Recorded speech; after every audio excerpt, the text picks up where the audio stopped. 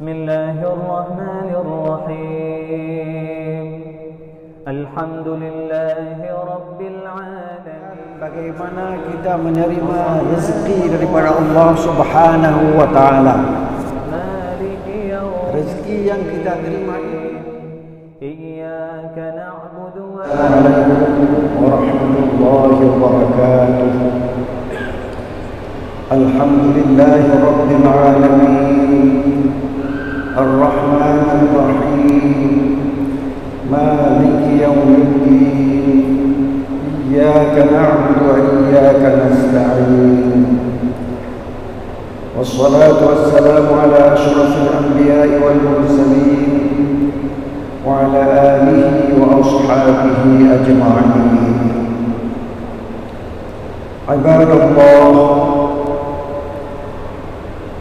hadirin hadirat peserta halaqah maghrib yang ada di Masjid Raya Baitur Rahman, para pendengar radio Baitur Rahman di mana saja Anda berada, para pendengar radio Republik Indonesia Banda Aceh, para pendengar Serambi FM, dan para pendengar radio-radio lainnya yang turut serta menyebarluaskan halaqah maghrib yang berasal dari Masjid Raya Baitur Rahman Banda Aceh. Marilah kita panjatkan puji dan syukur kepada Allah Subhanahu wa taala yang masih memberi kesempatan kepada kita semua untuk dapat hidup sampai dengan detik sekarang ini. Mudah-mudahan kesempatan yang telah diberikan oleh Allah Subhanahu wa taala kepada kita telah kita gunakan sesuai dengan tuntunan Allah dan Rasul-Nya. Selawat beriring salam tidak pernah lupa kita sampaikan kepada baginda Rasulullah sallallahu alaihi wasallam yang telah berjuang membawa agama Islam dan menyebarluaskan di kalangan orang Arab di saat itu, hingga sampai orang Arab membawa agama Islam ini ke seluruh dunia. Dan marilah kita berdoa semoga para penceramah, para pendai yang telah berupaya sekuat tenaga untuk menyebarluaskan halaqah maghrib atau halaqah subuh atau dakwah-dakwah yang lain sehingga umat manusia mengerti apa itu agama Islam. Hadirin hadirat yang dirahmati Allah, kita sekarang sedang berada di bulan Rajab. Bulan Rajab adalah salah satu bulan haram yang dimuliakan oleh Allah Subhanahu wa taala. Maka kalau kita menggunakan bulan haram untuk kita meningkatkan ibadah kita, tentu amal kita itu akan dibalas oleh Allah Subhanahu wa taala dengan berlipat ganda.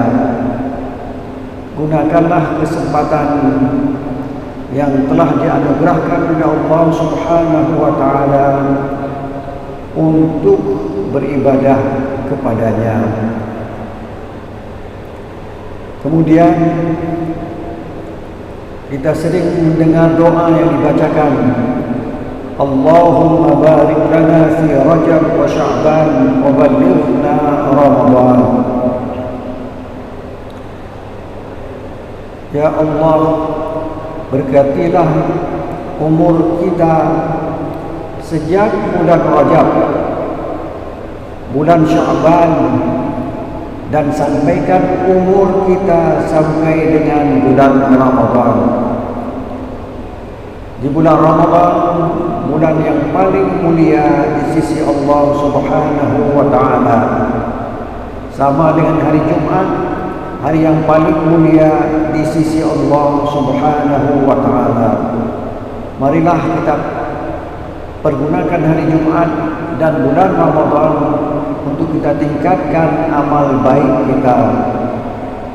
Semoga Allah akan membalas ibadah kita dengan balasan yang berlipat ganda. Sambil kita beriktikaf, sambil kita menunggu tibanya waktu Isya, marilah kita pelajari beberapa potong ayat suci Al-Quranul Karim yang termaktub dalam surat Al-Isra, yang pada malam ini kita sampai kepada ayat 31 surat Al-Isra yang berbunyi, A'udzu billahi minasy syaithanir rajim. ولا تقتلوا أولادكم خشية إملاق نحن نرزقهم وإياكم إن قتلهم كان خطأ كبيرا صدق الله العظيم. Ayat ini masih terkait dengan ayat-ayat sebelumnya yang menceritakan bagaimana kita menerima rezeki daripada Allah Subhanahu wa taala. Rezeki yang kita terima itu jangan kita infakkan dengan semau kita sehingga tidak ada sisanya untuk kehidupan kita, istri kita dan anak-anak kita. Allah berfirman, "Wala taj'al yadaka maghlulatan ila 'unuqika wa la tabsutha kullal bast." Jangan kita berinfak semua harta kita infak, dan jangan pula kita kikir sedikit pun tidak mau kita infak. Kikir dan menginfakkan semua harta itu tidak dianjurkan, bahkan dicela oleh agama kita. Bagaimana juga kita infak harta yang ada sesuai dengan ketentuan agama, itu di tengah-tengah. Ada harta kita misalnya 100.000, kita infakkan 10 atau 20.000, selebihnya kita pakai untuk kehidupan keluarga kita. Jangan 100.000 yang ada pada kita tidak kita infakkan walaupun 1 rupiah pun. Kedua-duanya tidak boleh. Yang boleh adalah di tengah-tengah, itu 10.000 atau 20.000 saja. Demikian yang dianjurkan oleh Allah Subhanahu wa taala. Kemudian Allah yang mengatur harta, dialah yang memberikan harta itu kepada yang dia kehendaki, sehingga ada orang kaya, ada orang miskin. Inna rabbaka yabsutur rizqa liman yasha. Allah memberikan rezeki yang banyak kepada orang yang dikehendakinya. Banyak pedagang, banyak PNS, tapi tidak semua menjadi kepala kantor. Yang menjadi kepala kantor orang-orang tertentu sesuai dengan ketentuan Allah Subhanahu wa taala. Wa yaqdir, dan memberi kehidupan yang miskin kepada seseorang, itu pun kehendak Allah Subhanahu wa taala. Kenapa demikian?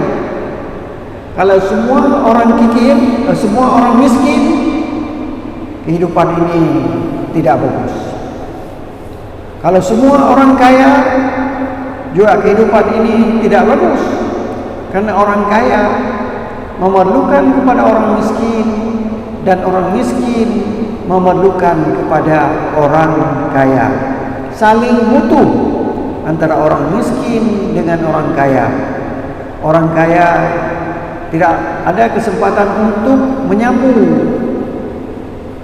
halaman rumahnya, maka diberikan kesempatan kepada orang miskin untuk dia menyapu, kemudian diberikan imbalan sesuai dengan pekerjaannya.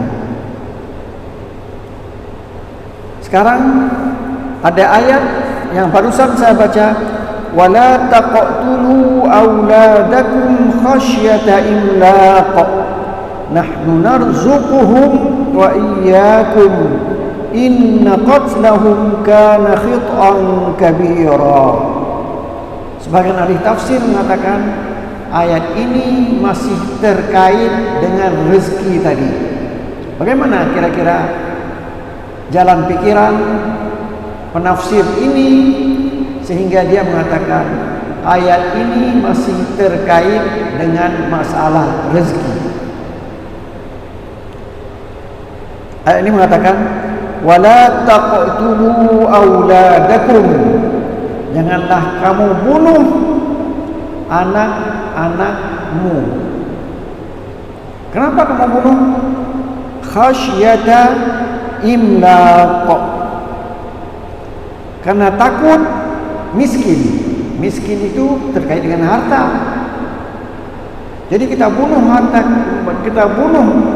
kita karena takut miskin. Banyak anak, tahun 2 tahun sudah tambah lagi anak, 2 tahun kemudian tambah lagi anak. Sementara rezeki yang ada pada kita itu saja, maka kita bunuh sebahagiannya supaya hidup kita lebih bahagia menurut pendapat kita. Apakah itu disetujui oleh ajaran agama kita? Tidak. Kenapa? Nahnu narzuquhum, kami, kata Allah, yang memberi rezeki kepada mereka. Siapa mereka? Anak kamu. Anak kamu itu rezekinya sudah ada pada mereka. Wa iyyakum, dan rezeki kamu pun kami yang memberikannya. Jadi dia masih punya harta, tapi ini ditakuti harta itu tidak cukup kalau anak terus bertambah. Maka Allah mengatakan nahnu narzuquhum, kami yang memberi rezeki kepada anak yang akan lahir itu. Tidak usah kamu berusaha untuk menghambat kelahiran anak, jangan. Karena kamilah yang akan memberikan rezeki kepada mereka. Wa iyyakum, dan kepada kamu pun kami yang memberi rezeki. Siapa yang memberi kehidupan kepada ikan di laut? Allah. Siapa yang memberikan kesempatan hidup kepada tanam-tanaman? Allah. Tinggal kita pergi ke laut mengambil ikan, pergi ke gunung untuk mengambil hasil apa yang ada pada tumbuhan-tumbuhan tersebut, kemudian kita gunakan untuk kehidupan kita di dunia ini. Itu ayat 31 surat Al-Isra. Coba kita lihat ayat lain. Surat Al-An'am ayat 151. Bunyinya wala taqtulu auladakum, jangan kamu bunuh anak-anak kamu min imlaqin, karena kamu hidup miskin. Tadi karena kamu hidup kaya, tapi takut kekayaan itu tidak cukup. Kalau anak terus bertambah 2 tahun, 2 tahun, 2 tahun, 2 tahun, tidak cukup berarti, maka dibunuhlah sebahagian. Sementara ini wala taqtulu auladakum min imlaq, Janganlah kamu bunuh anak-anakmu karena kamu miskin. Jadi orang miskin tidak perlu beranak. Apakah betul itu dalam ajaran Islam? Tidak. Sehingga ayat ini mengatakan, nahnu narzuqukum, kamilah yang memberi rezeki kepada kamu, kedua orang tua, wa iyyahum, dan kepada mereka yang akan lahir itu. Jadi kalau ayat tadi berbeda, nahnu narzuquhum wa iyyakum. Ayat ini berkata nahnu narzuqukum wa iyyahum, berbeda. Kalau kamu kaya, takut kekayaan itu berkurang karena banyak anak, Allah mengatakan kami yang memberi rezeki kepada mereka yang akan lahir dan kepada kamu yang sedang hidup sekarang ini. Sementara ayat dalam surah Al-An'am ayat 151, kami yang memberi rezeki kepadamu walaupun kamu miskin, rezeki untuk hidup tetap ada. Wa iyyahum, dan anak-anak yang akan lahir dalam keluarga miskin. Jadi keluarga kaya diperbolehkan memperbanyak anak, keluarga miskin diperbolehkan memperbanyak anak, dengan catatan kita harus rajin mencari harta, karena harta itu sudah disediakan, tinggal kita mengambilnya saja. Di dunia ini banyak harta, kalau kita tinggal diam, harta itu tidak akan datang kepadamu. Karena kita salat, sesudah salat tidak ada uang jatuh satu goni.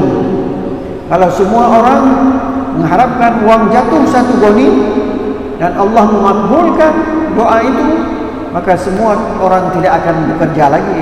Tidak ada petani yang menanam padi, tidak ada pelaut yang mencari ikan, tidak ada pegawai yang bekerja di kantor, karena itu semuanya sudah ada. Dengan salat 2 rakaat jatuh satu goni. Hadirin hadirat yang berbahagia, inilah masalah rezeki yang sudah diatur oleh Allah Subhanahu wa taala sesuai dengan ayat sebelumnya. Inna rabbaka yabsutur rizqa liman yasha. Allah akan melapangkan rezeki kepada orang yang Dia kehendaki. Wa yaqdir, dan membatasi rezeki pada orang yang dikehendaki. Kita cari uang yang dapat sebegitu saja. Orang lain cari uang dapat lebih banyak lagi. Siapa yang ngatur? Yang ngaturnya ada Allah Subhanahu wa ta'ala. Ini kita perlu ingat firman Allah bahwa Allah lah yang melahirkan kita. Wa qadara rabbuka alla ta'budu illa iyyah wa bil walidaini ihsana. Kehidupanmu itu harus menyembah Allah dan berbuat baik kepada kedua orang tua. Karena kita lahir karena adanya Allah, keinginan Allah, melalui kedua orang tua. Tidak ada yang lahir tanpa orang tua kecuali Nabi Adam, kecuali Nabi Isa alaihi wassalam. Kita sambung ayat yang baru saja. Kita juga pernah membaca di surat Idza syamsu kuwirat, at-takwir, wa idzal mau'udatu su'ilat bi ayyi dzambin qutilat. Ingat, ketika nanti ditanya tentang anak perempuan yang dikuburkan hidup-hidup, bi ayyi dzambin qutilat, dosa apa anak-anak itu kamu bunuh? Ini dilarang karena takut miskin. Ini dilarang oleh Allah Subhanahu wa ta'ala. Ayat ini ada kaitannya dengan kehidupan orang jahiliyah. Orang jahiliyah begitu lahir anak laki-laki gembira. Kenapa? Karena dia akan membantu orang tuanya.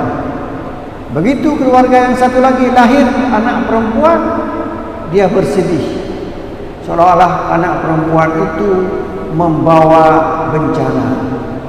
Karena rezeki yang diperoleh di kalangan orang Arab di saat itu hanya dengan peperangan, hanya dengan merampok. Jadi peperangan itu perlu anak laki-laki yang berperang. Merampok itu anak laki-laki juga yang ikut dalam merampok itu. Sementara anak perempuan hanya duduk di rumah. Maka anak perempuan dibunuh waktu sudah lahir ke dunia ini. Bi ayyi dzambin qutilat, dosa apakah yang menyebabkan dia dibunuh?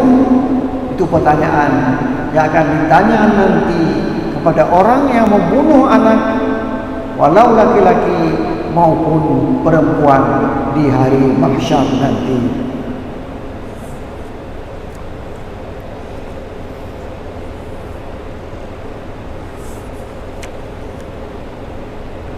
Baru kemudian Allah melarang. Apa yang dilarang? Di dalam kehidupan manusia ini diberi batas-batas kehidupan. Tadi waktu kita kaya, jangan takut miskin. Waktu kita miskin, kita tidak boleh berputus asa. Insya Allah kita akan kaya satu hari nanti seperti mereka yang sudah kaya itu. Tak boleh kita berputus asa. Wala tayasu min rahmatillah, wala taqnatu min rahmatillah. Jangan kita berputus asa terhadap rahmat Allah. Orang Islam dalam kamus kehidupannya tidak pernah ada kata-kata putus asa. Sekarang kehidupan itu punya aturan. Ada orang tua, ada anak. Maka kalau lahir karena pernikahan, dia tahu siapa ayahnya, siapa mamanya. Tapi kalau seorang lahir ke dunia ini karena perzinaan, dia tidak tahu siapa ayahnya atau dia tidak tahu siapa ibunya. Biasanya orang berzina itu tidak memberitahukan kepada orang lain siapa yang membuat dia itu hamil. Boleh jadi dia berhubungan seksual dengan beberapa orang laki-laki. Mana laki-laki yang menyebabkan dia hamil tidak diketahui. Wala taqrabuz zina, tidak dilarang saja berzina, mendekati zina pun tidak boleh. Begini, jadi kita ini tidak boleh berdekatan dengan perbuatan zina, apalagi kita berzina. Dekat saja sudah dilarang. Jadi kalau ada orang mengatakan yang dilarang kan dekat, berzina boleh, itu terbalik. Zina itu dilarang, mendekati zina pun dilarang. Harta anak yatim tidak boleh kita gunakan semau kita. Anak yatim itu ayahnya sudah meninggal. Wala taqrabu malal yatim, janganlah kamu dekat dengan harta anak yatim. Sama dengan wala taqrabuz zina, jangan kamu dekat dengan perzinaan. Jadi kita harus menjauh dari perzinaan itu. Banyak ayat-ayat Al-Quran yang mengajarkan kita jangan mendekati. Artinya mendekat saja tidak boleh, apalagi berbuat seperti itu. Di antaranya zina. Kedua ada ayat lain, qul lil mu'minina yaghuddu min absarihim. Katakanlah kepada orang beriman, hendaklah dia menjaga pemandangannya, hendaklah dia menjaga pandangannya, hendaklah dia menjaga pandangan kita itu akan membawa kepada zina. Belum berzina tapi sudah mendekati zina. Wala taqrabuz zina, jangan dekati zina. Di antaranya, qul lil mu'minina yaghuddu min absarihim, katakanlah kepada orang beriman, hendaklah dia menjaga pandangannya. Dia jangan memandang siapa saja dengan pandangan yang penuh dengan pandangan yang membuat dia tertarik kepada orang itu. Kalau sudah tertarik, dia tidak dapat lagi menguasai dirinya.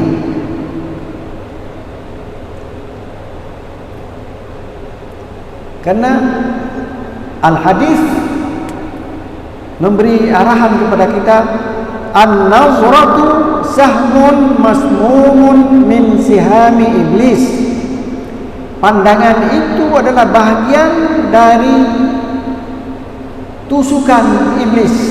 Dia menusuk hatimu ketika melihat seseorang perempuan. Man tarakaha min makhafati abdaltuhu imanan yajidu halawatahu fi qalbihi. Siapa yang meninggalkan pemandangan melihat wanita-wanita cantik karena takut kepada azabku, abdaltuhu imanan, saya ganti dengan keimanan, yajidu halawatahu, yang akan dia dapati bagaimana keindahan, apa itu, kesenangan beriman, fi qalbihi, dalam hatinya. Senang dia beriman karena dia menjaga pemandangan yang membuat dia tersiksa dengan pandangan tersebut, sehingga dia waktu tidur bermimpi kepada wanita yang dilihat itu.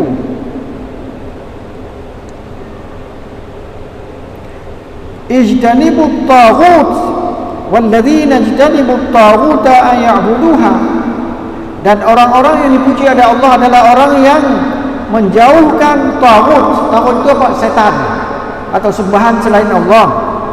An ya'buduha, dia akan menyembahnya. Jangan dekati saja, tidak boleh, apalagi menyembah syaitan. Kemudian ada ayat lain yang melarang kita mendekati perbuatan haram, seperti ya ayyuhalladzina amanu innamal khamru wal maisiru wal ansabu wal azlamu rijsun min amali syaitan fajtanibuhu la'allakum tuflihun. Al-Maidah ayat 90. Wahai orang-orang yang beriman, sesungguhnya minum khamar, kita dilarang minum khamar, wal maisir, main judi, kita dilarang main judi, wal ansabu, berkurban untuk berhala, wal azlamu, mengundi nasib. Orang Arab kalau dia mau pergi, dia undi pergi atau tidak pergi. Diundi dulu, kalau keluar tidak pergi, maka dia tidak pergi. Kalau keluar pergi, maka pergi.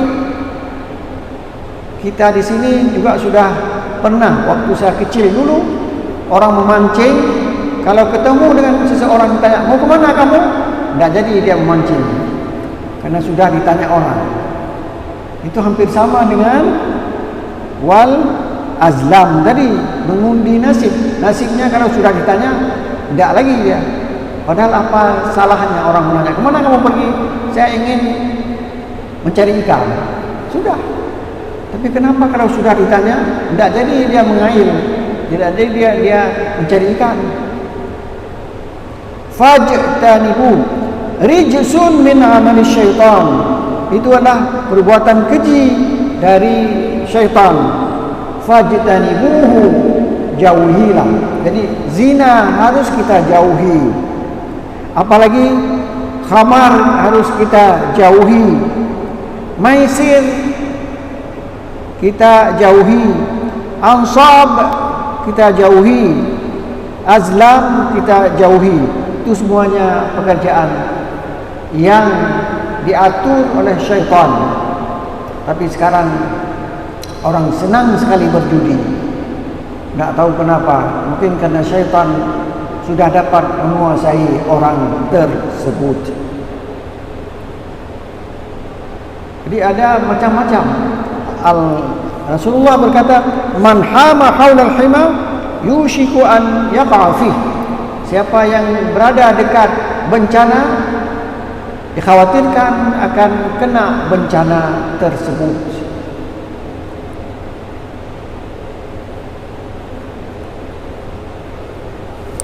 Kemudian, kenapa kita tidak boleh mendekati zina? Zina itu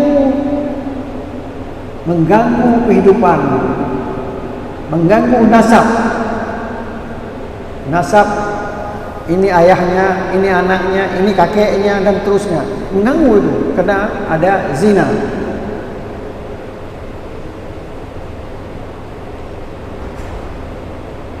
Berzina itu dilarang, maka ikhtilaf, hubungan keluarga, hubungan keturunan tidak bisa diatur lagi. Kita tahu siapa anak Raja Aceh, siapa keturunan Raja Aceh, siapa sampai hari ini masih ada silsilahnya. Tapi kalau sudah ada zina, silsilah itu terputus. Marilah hadirin berbahagia, kita sesuaikan kehidupan kita dengan ajaran agama kita, agama Islam yang termaktub dalam Al-Quran dan termaktub dalam Al-Hadis. Di antaranya, kita tidak boleh mendekati zina. Mudah-mudahan keturunan kita akan terpelihara, anak-anak kita akan bahagia dunia dan akhirat. Wassalamualaikum warahmatullahi wabarakatuh. Allahumma a'inna ala dzikrika wa syukrika wa husni ibadatik. Rabbana ighfir lana dhunubana wa liwalidina warhamhum kama rabbawna shighara wa li jami'il muslimina wal muslimin.